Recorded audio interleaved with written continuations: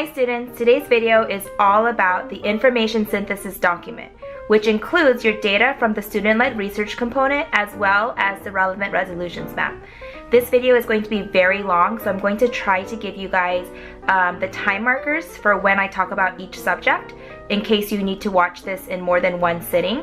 But if you do skip over this video in class or you don't have enough time to watch it, I do recommend that you go back and watch the parts you missed.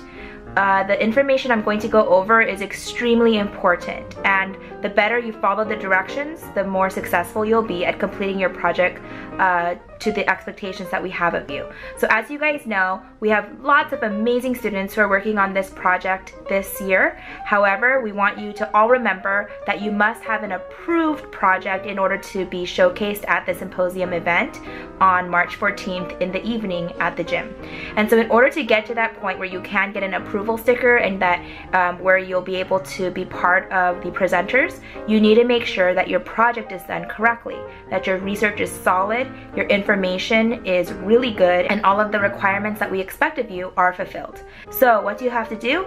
All you have to do is watch this video very carefully. You might as well write down notes, and you should also be sure to read the chapters on the relevant resolutions map as well as the information synthesis document.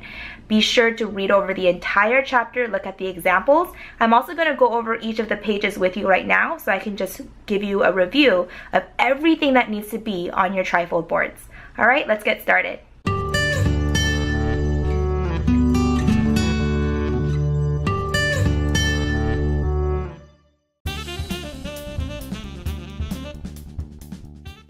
Chapter 7, Exploring Resolutions. This chapter starts on page 85. This chapter is all about how to create your relevant resolutions map, which is a requirement for your project. Since our theme this year is called Relevant Resolutions, we definitely want to showcase our resolution. In fact, the Relevant Resolutions map is the very thing that makes your symposium project related to our theme, which is called Relevant Resolutions.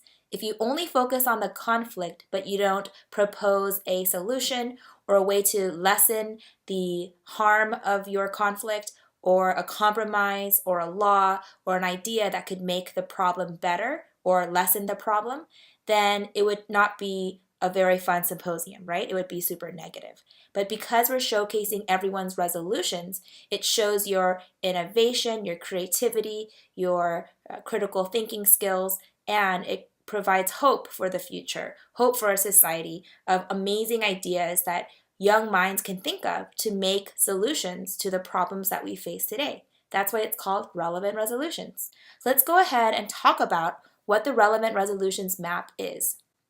So basically, the Relevant Resolutions map is something that looks like this, where you have one side of a situation or a problem or conflict and the other side.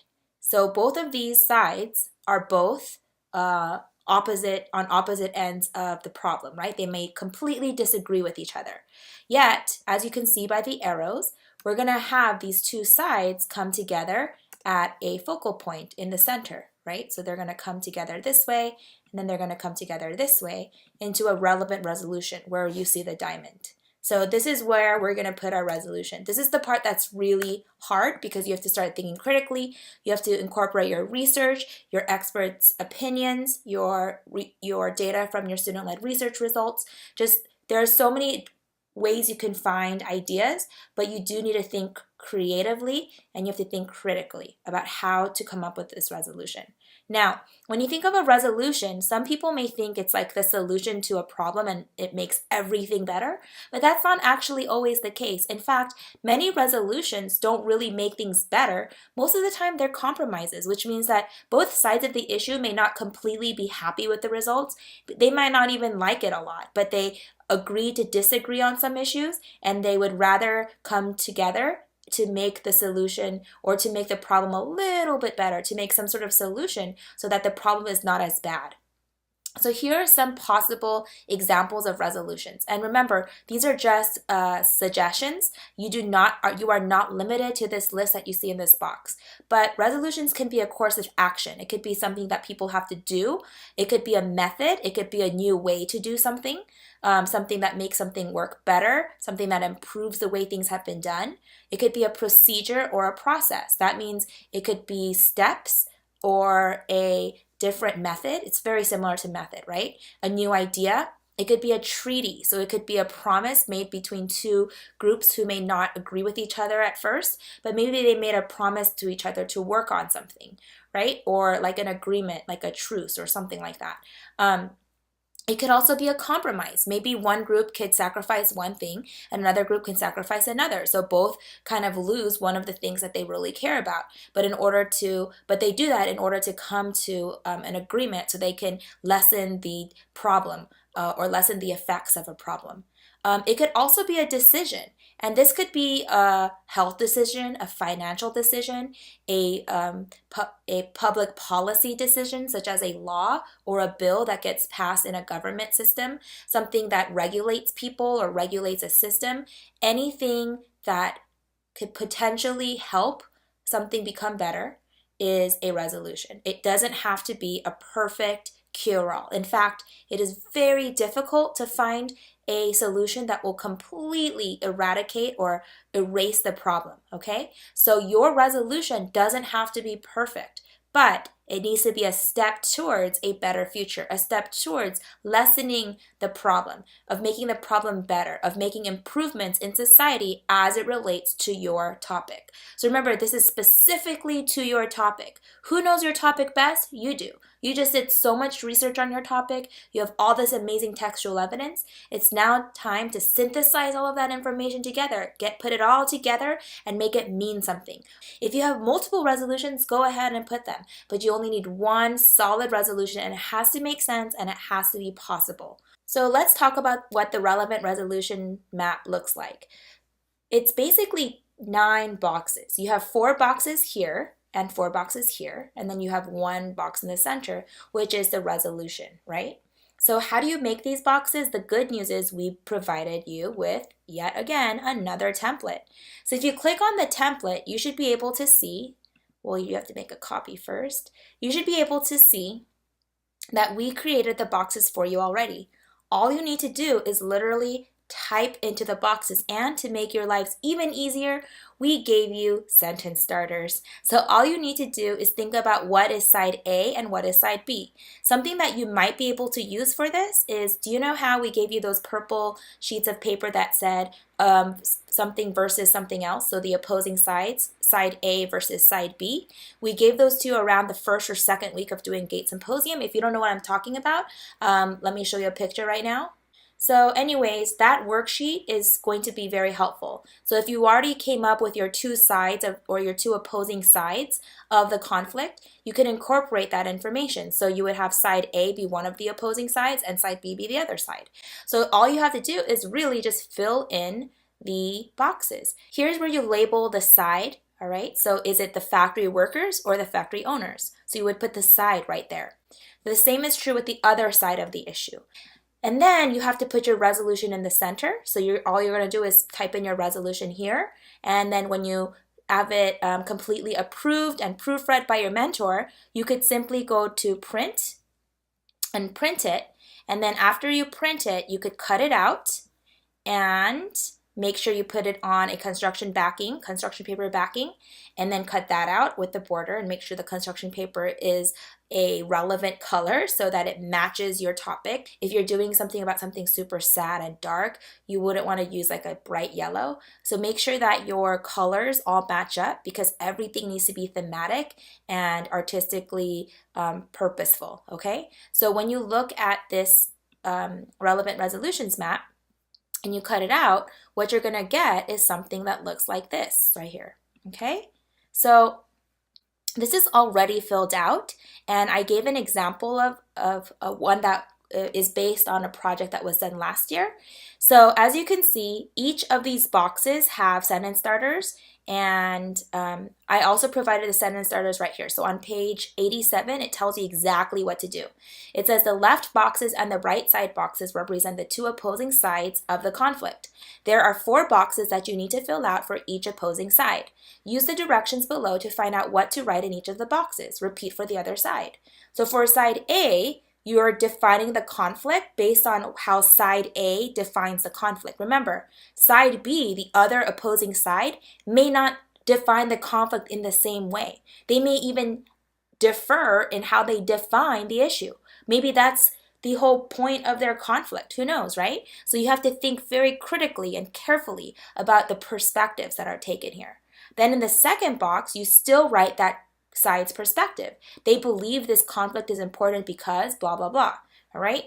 In the third box, then, this is the time when now this side is talking about the other side based on how they see it. So the opposing side's issue is, so this is very interesting. This is side A basically explaining how they think side B sees the issue. Because remember, when you are arguing for something, when you are in a debate, you need to know what the other side thinks. You can't just think about your own perspective, right? In order for you to make a good debate, in order for you to come up with a great resolution, you need to figure out how the other side views your issue as well, not just how you view it.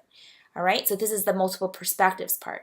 The fourth box then is you explain why this is important. Why does the other group think this is important? Then on side B, it's the same exact thing, but now you're switching roles. So for side B, they're going to define the conflict in their own words. They're going to explain why they think the conflict is important in their own words.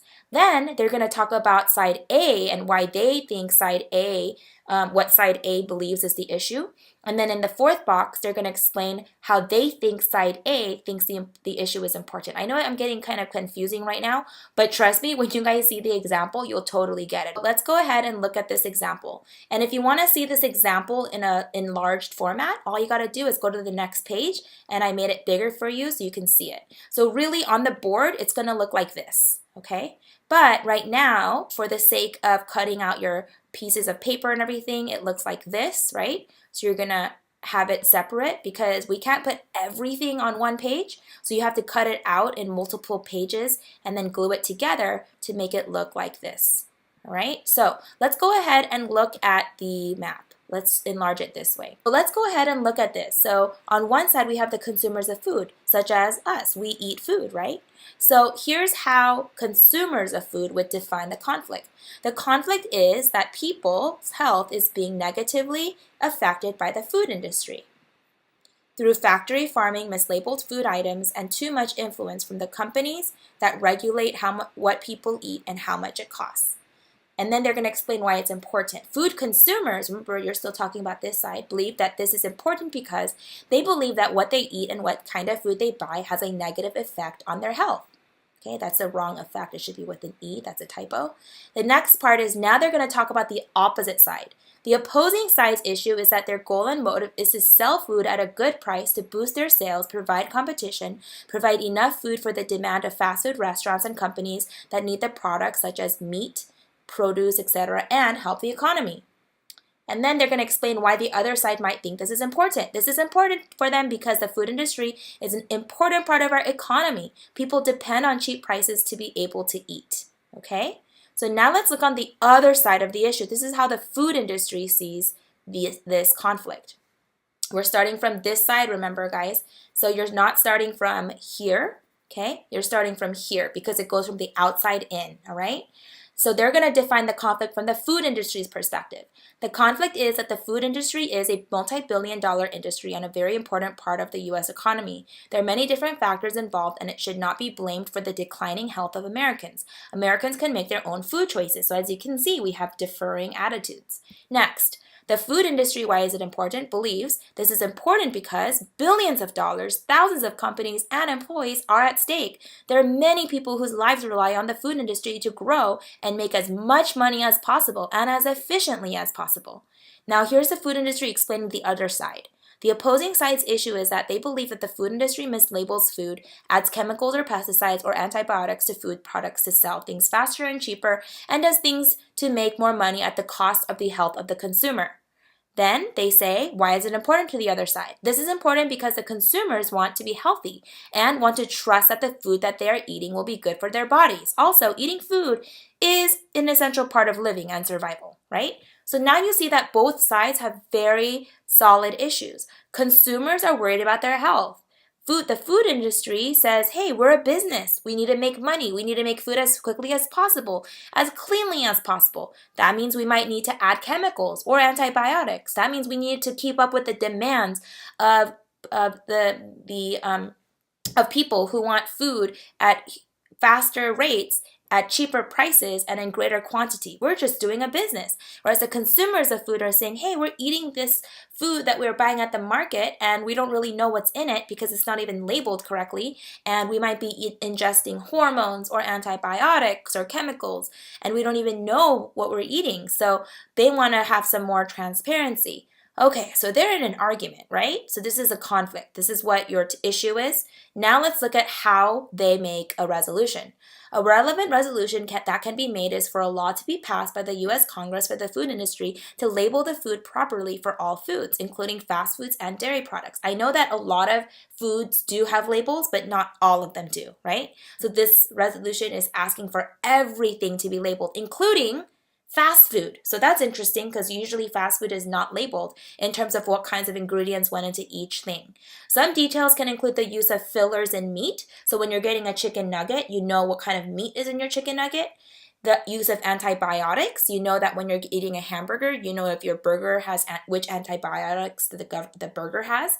The use of pesticides in your vegetables and other harmful ingredients in the food products so that consumers know what they are eating. This is a resolution because the food industry will still be able to sell food and the consumers will still have a chance to know what is in their food. So they're both going to somehow still do what they want to do, right? Consumers will still be able to eat what they want to eat based on how healthy it is or what's in it so they can see the labels. And then the food industry, they don't have to change anything that much. All they have to do is make sure they label everything, which may in turn actually change some of their practices because they want people to buy food. And so they're probably going to create food that doesn't have a lot of these toxins or chemicals or hormones or antibiotics, right? And so you can see that this is a compromise. They both have to sacrifice a little bit, but they are both going to somehow get along and overcome this obstacle. And this type of thing may make people healthier. It may make society better. That's the great thing. Resolutions are always positive things that help society and improve it. And that's what you guys are doing. You're basically proposing ideas that will make our world a better place. As cheesy as it sounds, collectively, after all these ideas come together, who knows?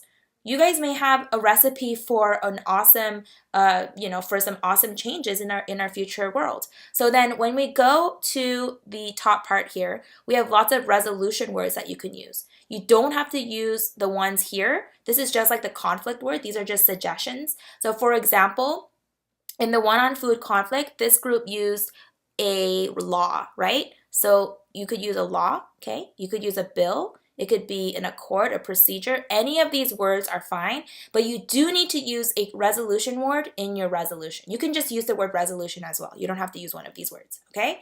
All right, so that's how you do your relevant resolutions map. You fill everything in by following the sentence starters, and then you use a template to write directly onto your resolution map right here, and then you print it, but make sure you get it approved. You definitely need to get it approved for like spelling mistakes like I made, and then grammar, and also it needs to make sense. And so that's why your mentor teacher is going to help you. So they should be able to approve everything before you click print, and then you cut things out. Before you even show it to your mentor, review it. Use your peers to review and edit your work, all right? Use the tools that you have to give your best effort and your best work. So that's the relevant resolutions map. Now let's move on to the information synthesis document. So the information synthesis document is on page 91. This is going to be a really long section of this video, so go ahead and get some snacks, get some water, grab a nice comfy chair. This is going to be a long one, guys. All right, so synthesizing your findings. Putting together your research, student-led research results, and making sense of it all through the information synthesis document. Wow, that's a long word. So information is all the info you found. Synthesis means when you combine things together and you make something new, you build something out of things that you combine. And a document is obviously a document, okay? So we're just going to call it the ISD from now on. This chapter is going to have a bunch of tips and tricks. It's going to first start off with directions, and then it's going to have the template, and then it's going to have a completely done example of an ISD, and it will also have some tips and tricks at the end as well. So I'm going to go over all of those ideas. So far, you've done all of your research through scholarly research with articles and peer-reviewed journals and things like that, and you've done your student-led research, whether it's an observation, an experiment, an interview, or a survey, right? So now what do you do with all this information? You can't just like sprinkle it on your board and hopefully it makes sense. You gotta plan it out well. Just like when you're writing a 5-paragraph essay, you need to create an outline. You have to think about how you're going to organize your ideas. The good news is most of you or all of you should know by now that you are organizing your ideas using the conflict generalizations on the back. If you are a level 1 student, then you're going to be using 2 or 3 of these generalizations. And if you're a level 2 student, you're going to be using all of the 5 generalizations for conflict. Conflict is composed of opposing forces. Conflict may be natural or man-made. Conflict may be intentional or unintentional. Conflict may allow for synthesis and change. And finally, conflict is progressive. So let me go ahead and show you guys how you're going to do that. So once again, you have your scholarly research, you have your student-led research, you have your generalizations, and finally, this is called GATE Symposium because you are using GATE icons, content imperatives. You're going to incorporate all of this. All 4 of these things are going to be smushed together in a super organized, well-written document called the ISD. The ISD is essentially what you're going to print and glue on your board. So after you make your board super amazing with your artistic, creative illustrations and designs, you are going to get this ISD approved by your mentor, peer-reviewed, check for grammar, spelling, sentence clarity, and then you're going to print it out, cut it out, put it on construction paper that matches your theme, and then you're going to cut out the construction paper so that there's borders on it and it looks really, really neat, and then you're going to put that on your trifold board. So this is basically all the info that goes on your trifold board. Do we want you guys to write pages and pages and pages and pages like a 10-page essay on this? No, please don't do that. Are you supposed to just copy and paste your articles or even just stick your articles on your board? Never. In fact, if you do that, you will not be approved. You may not even get a second chance because that's not following directions at all. And we've had situations where people literally got their articles and stuck it on the board. Does that show hard work, effort, critical thinking, and the ability to synthesize findings and write well? Absolutely not. It just shows one's ability to literally stick something on a board, right? So we're not sticking stuff on boards. We're thinking about everything we learned. We're rewriting it in ways that can organize our thoughts under these generalizations. And we're displaying our ideas in the most clear, well-written manner that we can, okay? So let's look at the templates. So there's 2 templates. They're exactly the same. We gave a template on Google Docs, just in case you like using docs, as well as on Google Slides, just in case you like slides. I personally like doing everything on Google Slides because I like to layer pictures on top of each other, especially if I'm going to be using icons, but you may not like slides. On the other hand, others may really not like Google Docs. So it depends on your style, but you and your entire group only needs to make 1 copy. You don't have to make 1 per person. Remember, this is a group project. So choose 1 person in your group to make a copy of the template, either the Docs template or the Google Slides template, and then have that person share it with the rest of the group so you guys can collaboratively write on the document. And you can do this for homework, you can do this in class, anytime you have internet access and can open Google Drive, you should be able to write on the same document. So here's what it looks like if you click on the Google Docs one. Makes you make a copy. I hope you guys know that when you guys make copies of something, it doesn't naturally save in your Google Drive. So please know that when you do this, you have to go to File and you have to write you have to click on Move To, and then you need to move it to your drive, okay? Another thing you can do is click on right there, you know that little thing I just clicked? Click on that and then you add it to your drive. So make sure you put it to the correct folder in your drive so it's easy to find. You also want to change the title here because it would be really confusing if your teacher had to read like 30 different documents that are all called copy of ISC template Google Doc, right? That would be super confusing, okay? So this is what the doc looks like, and then this is what the slides look like. So it looks super similar. One's just on a slide and one's on a doc. So let me show you guys the slides version. Same exact thing. Once again, just choose one or the other, okay? All right, so here we are. I'm going to use the slides version to discuss this just because it's easier because it splits everything up for me. So here we are. Here are the directions. Make sure you read the directions. I'm not going to waste your time right now. I already know the video is going to be super long. So you read the directions on your own, okay? But it's essentially made up of a few things. There's a section for your generalizations, a section for extra icons if you don't put them in your generalizations yet, and there's a section for your student-led research, once again, if you didn't use them for your generalizations yet. So for your teacher to understand your topic a bit better, you do need to put your name and your driving question here so that they know what your topic was about, because some of your teachers have more than 50 groups, okay? So there's like 2 teachers who have 50 groups, maybe 3, and then all the other teachers have about like 15 to 30 groups. That's a lot of projects to think about. It's very important that you always incorporate your driving question at the very top of any document that your teacher is looking at. Here we have part 1, it's the generalizations. It says generalizations 2 to 3. I wrote 2 to 3 here because this is for the level 1 students. In fact, I created this template for level 1 students. Level 2 students, if you don't want to use this template and this is your second time doing GATE Symposium, you don't have to use this template. You could make your own slides document, you could make your own Google Doc, you could do whatever you want as long as you know what to do because you did it before. But this makes it easy. It's already there. Why not just use it? It's your choice. If you're a level 1 student, I highly recommend that you must use this template. You're going to choose 2 to 3 generalizations, which are here, okay? But just to give you guys all the choices, I provided all 5 of them. So if you're doing level 1, you need to delete 3 or 2 of the generalizations that you're not going to use. Make sure you decide on that with your group members. If you're doing a level 2 project, then guess what? You don't have to delete any of the boxes since you're going to use all of them anyway. Here's another reason why I love using Google Slides. When you print this later, when you're done getting it approved and you're ready to print it out for your board, it actually prints it with boxes around the whole slide.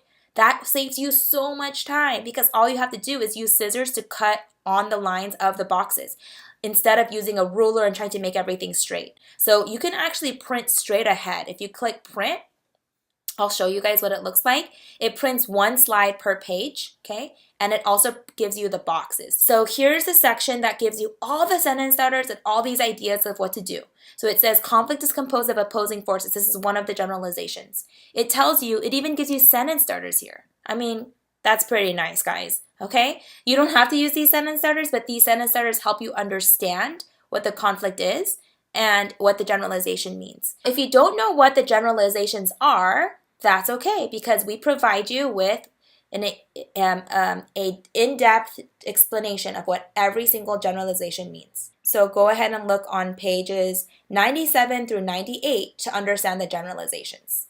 So you're going to be putting all your generalizations, all your GATE content imperatives, GATE depth and complexity icons, and student-led research results in your ISD. Something that everybody is going to have is a language of the discipline box, because you have to define your topic. Whether it's global warming or cyberbullying or net neutrality, the repeal of net neutrality, any of these ideas, you do need to define your topic. You cannot assume that everybody already knows the definition of your topic. In fact, even if you know what the definition of global warming is, you probably need to use the definition of an expert, of an environmental scientist who studies global warming so you can get an academic definition.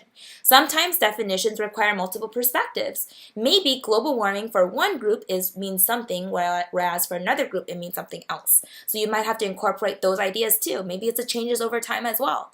Notice I'm using my GATE depth and complexity icons as I speak. If it's changes over time, maybe something like cyber warfare could have been a very different definition in the 60s and the 70s as opposed to in 2017 or 2018. So language of the discipline is extremely important. You do need to have a language of the discipline box somewhere on your trifold board. Everybody needs a language of the discipline box. You can put it within one of your generalizations, or you can leave it separately. You can put different icons like details and patterns, unanswered questions. Do not use every single box. We just gave you these on pages 99 through 100 and let's see, where did I finish doing this? 107. We just gave these to you like this just to explain what they mean. I know that some of you are not familiar with the gate depth and complexity icons, so these are here just to teach you guys what these mean and how to use them in complete sentences, and to give you guys some key questions to start brainstorming, even sentence starters, as well as an entire section here that explains how it relates to your conflict. This is just here for you to look at so that it can help you come up with ways to use them, whichever ones you want. It's your choice. Only use the ones that make the most sense. For some of you, that may only be like 4 of them. For others, it might be like 6 or 7. Another thing is, whenever you do use these depth and complexity icons, you do need to use the pictures. So for example, how do you get the language of the discipline lips? All you do is you go on Google, you put in language of the discipline gate icon, and then you'll get plenty of options to use. So you can do that for any of the icons. You can do like unanswered questions, gate icon. This picture will show up. Trends, gate icon. This picture will show up. Okay, so all you do is go on Google Images to find the pictures. So another thing you have to incorporate are your generalizations. If you don't know what the generalizations are, we give you an entire overview of what the generalizations mean. It's right here. Here we have the first generalization, the second one, the third one, the fourth one, and the fifth one right here. Basically, your ISD is made up of 3 things. Your generalizations, your gate, depth, and complexity icons or content imperatives, which are these. Okay, so all of these things right here, the discipline, all these things here. And it's made of your student-led research results. When you guys put everything together, you're really getting everything from your scholarly research and student-led research results. For the ISD, for level 1 students, you need to have 2 or 3 generalizations and 4 or more icons and imperatives. When I say icons and imperatives, once again, I mean language of the discipline, changes over time, trends, rules, any of those gate icons, right, which are these right here. So there's plenty of them. There's so many to choose from. I think there's like 14. And they're in your book several times, especially in the resource section. There's sentence starters. They have them all here on pages 28 and 29. Here they are. So you have to put at least 4 of them throughout your ISD. It could be inside the generalization boxes or on their own, depending on how you use them. For level 2 students, you have to do all 5 generalizations for conflict, and you have to use more than 6 of these icons or imperatives. Okay? Once again, the icons and imperatives can be within your generalizations or they can be separate. It depends on, once again, how you use them. I prefer them to be within your generalizations because as a level 2 student, you should be able to layer these ideas on top of each other. All right? Because that's what we expect of level 2 students. So once again, level 1 and level 2, the only difference is how many you're doing, but the quality of the work and the type of work is exactly the same. So what you're going to do is when you look at the template, you'll notice we give you a space for everything. So if you're going to write your generalizations, you can do it here. Here are the sentence starters. Here's a fresh box for you to write them in. Your information in. Here's another sentence starter section. Here's another fresh box for the third generalization. Okay, another one for the 4th one and the 5th one. So these are the examples, the sentence starters, helpful hints, and then the next page is a fresh box. What do you put in this box here? You put in the picture of the gate icon that fits in if it does fit in, okay? If it doesn't, then you can delete it and change the configuration of the boxes. For example, for conflict is progressive, since it's about how things change in modern times, you could put the changes over time icon in here. You do need to put the icons throughout your generalizations, and if they don't fit there, then you can do them separately. So that's why in part 2, we give you a section to put them separately.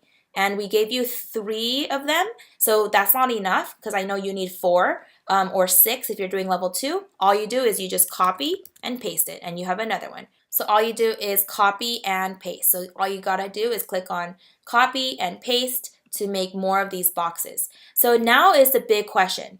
What do I write in this box? We gave you sentence starters. So this is what you write in the box. And you also should incorporate textual evidence. That means if you see a really good quote from an article that would go perfectly in here, you need to use it, and you have to cite it by putting it in parentheses or writing where it's from. So for example, if for a conflict is composed of opposing sides, let's say you're going to write a sentence that starts with, the reason these two sides oppose each other are, and let's say in an article you wrote about how global warming creates a controversial debate between two sides, okay? Maybe you found a great sentence that explains why that debate exists, because maybe there's conflicting motives. Maybe on one side, environmentalists want to make our environment cleaner so that we can have we can help protect animal species and the environment for the future. Maybe on the other side, you have places like oil companies and industries who want to grow their businesses to provide jobs, to provide opportunities, to grow economies. So maybe that's why these two sides have opposing mindsets when it comes to global warming, since they have different motives. And maybe you found a beautiful quote about that in an article. What you can do is you can say, according to a study by according to a study created by National Geographic magazine or published in National Geographic magazine, comma, the authors state that the two opposing sides of this issue are, and then you can put the quote and then the whole quote, the textual evidence, and then end the quote, okay? So you do need to incorporate textual evidence. I know the entire school took the district writing assessment. And I know for sure that on the 6th, 7th, and 8th grade district writing assessment, you were all required to use textual evidence. So I know this is not the first time you've been told to use textual evidence. Remember, textual evidence is not copying and pasting. You cannot just copy an entire chunk of text from Wikipedia, stick it on your board, and call it your own. That's actually called plagiarizing, and we do not plagiarize at Mendez. We are Mendez scholars. We do not plagiarize, okay? So if you're going to use quotes from a credible source, we're not using Wikipedia for this project, remember, then you do need to tell us where that quote came from, whether it's through a direct quote by using quotation marks, including the place where you got it, or paraphrasing it, but still explaining where it came from. So even if it's paraphrased, you still have to say that it came from an article from the National Geographic magazine 2014 or something. You do need to cite your sources. That's how you don't plagiarize. That's how you write all your information in these boxes. You don't have to write paragraphs upon paragraphs. You can do bullet points. You can do a nice little short paragraph. You can do a chunk and then maybe a bullet point underneath. Do it however your brain sees it. Do it however you learn best. Do it however you communicate best when it comes to writing out your ideas. And remember, you're not having your readers and audience members come and just read your trifold board. The whole presentation is oral. So you're basically saying it out loud. So you don't want to have too much on your board. Plus, you're not going to have space on your board for all this information. You need to have the most important bullet points and ideas on your board so that when you glance at it very quickly, you know what to say. It's mostly like your outline, and everything you say is the meat of your information, okay? So if you have important statistics, important quotes, textual evidence, make sure you put that on the boxes. But if it's like additional elaborative things, you can say that when you present orally in front of your guests. The next part is the depth and complexity icons. This is only if you need more boxes for your icons. So for example, if you already put your icons here and it makes sense with your information, then you don't need these extra ones here. This is only for if you just have so much more to say or you weren't able to use up 4 or 6 icons in your generalizations. What we do want you to do is incorporate your icons within your generalizations. But if it doesn't fit, then it doesn't fit. Then make a new box for another icon. So you need to have 4 icons or imperatives from the GATE strategies if you are level 1, and you have to have 6 if you're in level 2. And then when it comes to generalizations, how many do you need? You need 2 if you're level 1. You can have 3 as well. If you're level 2, you need all 5 of them, okay? All right, so now let's look at the third part. Some of you guys are going to be able to use your student-led results and put them into your generalizations. In fact, that's kind of what I secretly want you to do, because that's super higher level thinking, being able to layer everything, right? Being able to put changes over time and your SLR results and your generalizations all in one, so it shows you the complexity of how you're thinking about your issue. But if that's too much right now, you don't have to do that. You can separate it. You can put your student-led results separately in another section of your board. So your student-led results, what do I mean by that? I mean your pie charts, your data charts, your interview transcript, all of this information from your observation experiment, your survey, or your interview. Okay? If you have a survey, you do need graphs, whether it's a bar chart, a pie chart, whether it's a data chart, you do need to have that. There are a lot of great sources that allow you to do this. You can look on Google add-ons, and I personally like using Numbers, or there's a Microsoft Word version of that. I think it's Excel. There's also you could also use Google Numbers, I think. I think it's called Google Numbers or Google Sheets. And what you do is you put in the data chart, you create data charts, and then it creates pie charts for you based on them.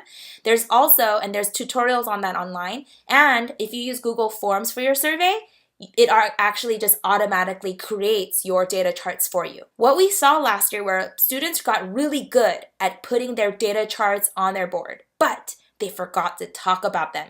So remember, this is a research project where you have to analyze your results. So when you have your pie chart or your data tables or your graphs or your interview transcripts of what people said and their quotes, you can't just stick that on the board and say, we're done. You got to talk about it. What does it mean? How does it have meaning? There's all of these different sentence starters for how to talk about your information. If you explain what method you chose. You have to explain how come you chose to do a survey instead of an interview. How come you did an observation instead of a survey? And if you did an observation, what did you observe and how did you do it? How did you make this in line with your driving question? If you did a survey, what questions did you ask in your survey? You have to explain what those questions are, okay? Then right here, it explains what to do if you did surveys and to explain what you asked and why.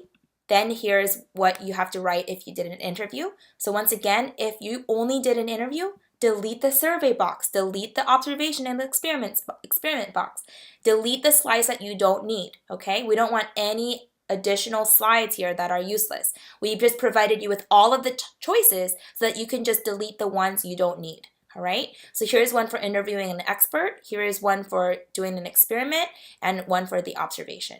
Okay, so you must make sure you explain the results. If you have a pie chart and it says 76% chose this, explain it. What does that mean? How does it relate to your research you found in your scholarly research? Is it different? Is it the same? Another thing that's super important is the limitations. So all of the ISD templates have the limitation sentence. You have to have limitations. If you don't have limitations, you're not explaining your student-led research correctly. Because you know what, guys? Everybody's SLR has limitations because most of us are middle schoolers. Most of us are surveying other middle schoolers. And most of us are in the same circle of people. What I mean by that is like 11, 12, or 13-year-olds who live in Orange County, who live in Santa Ana, who have very similar interests. And, because like maybe like a brand name or a game you guys like is very similar within your social circle of friends as middle schoolers. It could be very different for college students. It could be very different for elementary students. It can be very different for kids who live in Wisconsin, right? So your survey results are not going to be completely valid to the external world. It doesn't have external validity. Another thing you can say is that maybe the number of students you interviewed or surveyed is not enough. If you only surveyed 30 people, which is fine, you can do a 30-person survey. Do you think that really reflects the rest of the population who is 11 to 13-year-olds? Probably not, because 30 people is super small. That's too small of a sample to make valid results. But we think that the experience itself of trying to do student-led research is so important. That's why we're still incorporating it into Symposium. And I think that talking about your limitations and flaws of your research is so much more important right now at this stage as middle schoolers than actually doing a valid study. I think knowing how to understand the flaws and limitations of your survey, your observation, your experiment, or your interview is a really good learning opportunity. And being able to explain that is showing your scholarliness, because even scientists who have PhDs write pages on how their findings or their experiments has limitations. It shows that they're really good at thinking critically and not accepting all data as truth, okay? That they're willing to think critically about even their own data. So make sure you fill in that sentence. Each of these boxes have the limitation sentence as I am highlighting right now. On page 108, you will see a completely complete, yes, I just said completely complete, ISD. This is a real ISD. This is not a fake one. This is from Jasmine Lopez and Andrea Ortiz from last year. They're now at middle college. They don't mind that I'm using their old project to show you guys an example. And they did a pretty good job. Their driving question was, how do the conflicts within the economic system of the food industry contribute to declining health in America? So this is the same driving question of the relevant resolutions map that I just showed you. Here they are. This is actually what they put on their trifold board. This is their exact work, word for word. So they did their conflict language of the discipline, and then they explain all their SLR stuff. Do you see how they put the SLR stuff plus their icon like relate over time or changes over time within the generalizations? So here's one of the generalizations. Here's the second one. Do you see how they use textual evidence here? Where she says, according to Susan Roberts, she states, blah, blah, blah, because they're referring to a story, an article written by Susan Roberts. Here's a part where they talk about their student-led research findings and how it is related to this, composed of opposing forces. Then they have their third generalization. And look, I like this part. The girls did a great job here organizing it, so it's easy to see. You know how it says conflicts may be intentional or unintentional? They talked about the intentional parts. Their conflict was interesting. It had both intentional and unintentional aspects. So they label it and they explain which parts were unintentional and which ones are intentional. Here's their next generalization. Conflicts may allow for synthesis and change. And so they decided to use trends for this and write a bunch of trends over time, what happened. Here they have, according to Angus Chen's article, blah, blah, blah. Do you see how they're using textual evidence here? Here's your last generalization. Conflict is progressive. Remember, this is a level 2 project. So for level 1 students, you're doing half of as much work here. You don't do all 5 generalizations. You only choose 2 or maybe 3, and you only do 4 icons or more, and level 2 students do 6 icons or more. And then I put in their relevant resolutions map again, which you've already seen before. Another thing is your really big idea chart needs to be part of your trifold board. I'm not going to explain that right now because I think most of you guys already did it. It's already explained in another video, and it should be a separate document. And then you also need your relevant resolutions map, which I also discussed. So for the ISD, you're going to have your generalizations, your scholarly research, your student-led research, your really big idea chart, your relevant resolutions map. Everything that's going to be on your trifold board needs to be checked by your mentor. Then when it's all checked, you should also use Grammarly. Do you know what Grammarly is? It's a website where you can put in your paragraphs and it'll tell you all your grammar and spelling mistakes so you can fix it, because we want you to show your best work when you show your mentor. So when they look at it, all they need to do is make some suggestions to make things sound better, and then you're ready to print it and put it on your trifold board. And you're going to be so proud of yourselves when you see how rich your content, your information is, because you're really looking at it through the generalizations. You're not just telling us random facts about something. You're looking at it as conflict being composed of opposing sides, of the intentional and unintentional aspects of a conflict that changes over time. You're looking at these really great lenses. You're looking at these really great ways to see your conflict, and you're presenting the information with textual evidence, with gate icons, and better ways of presenting your information in a rigorous way. And so now what? After you're done with your draft, you have to have it completely approved, and you print it, you cut it, and then you put it on construction paper that matches your theme, and then you cut the construction paper so that there's a little bit of a border, and then you put that onto your trifold board. There is an ISD checklist on page 96, and it goes over everything you have to do. So you might want to check the boxes. That's why we made a checklist, so you can start checking them off. Here's another little graphic. What are you going to put in your ISD? Scholarly research. Remember your articles. Student-led research, your survey, your interview, observation, or experiment, and all the results. Depth and complexity icons, like changes over time, language of the discipline, trends, rules, big idea, ethics. Conflict generalizations, the ones that are in the back of this book, right here. And your map, which you've already done, and your really big idea chart, which you've already done. All this is what's going to go on the front of your trifold board, and then you'll be like 80% done with, maybe even 85% done with symposium. You're almost there, okay? You're almost there. You guys have been working so hard. You are making us so proud. We're so impressed by you guys every day. I'm learning so much about different topics from you guys. And when I say you guys, I don't mean my 8th graders. I mean my 6th and 7th graders at Mendez. We're all one family. I always tell my 8th graders that they need to watch their back because these 6th and 7th graders are doing phenomenal. They're doing phenomenal research projects. So I'm super proud of you guys. And all of your teachers are as well. And then at the very end, just in case you want some more pro tips, we have some pro tips. I'm not going to go over them. And then there's super pro tips because we realize, hey, we have some more things to tell you guys. So make sure you read all of this, especially the example that I just showed you right here.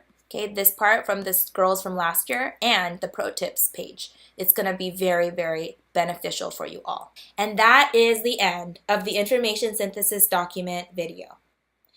There is one more video after this. It is called GS-7 Creativity, and it's all about the creative component, how to design your boards, and how to turn them in.